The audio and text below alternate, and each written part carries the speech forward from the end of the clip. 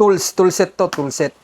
Nabasa na yung karton kasi maulan. Yeah. Solid yung bigat. Yan siya. Wow. Grabe. Ito siya. So, ito siya. Laki. So, dahil may motor tayo, tatlo yung motor natin, complete set na to ng tools. So, wala ka nang hahanapin pa dito. Kasi, meron ka ng impact wrench. Nangihiram kasi ako nakaraan, no? Nakakahiya manghiram ng tools. Kaya ito, bumili na tayo ng sarili nating tools. Yan. Okay, check natin isa-isa. Ganda. Ganda, ang dami niyan lock, oh. Ito. Wow. Oh my God, nalaglag na yung iba. Dito to.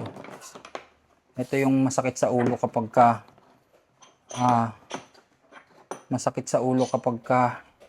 hindi kumpleto. Kailangan kumpleto tong maibabalik dito. Solid. Ito, meron din tayong ito. Dalawa yung battery niya. Shopee lang to, sa Shopee.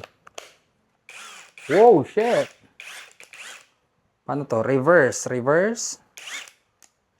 Yun. May mode din siya.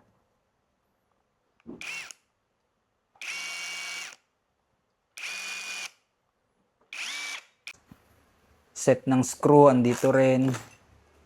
Okay. Ito, meron din tayong ganito.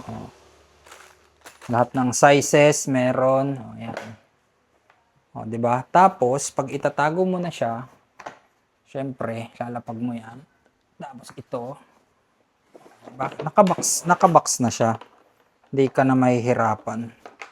Kaya kailangan, bago mo itago, talagang kumpleto.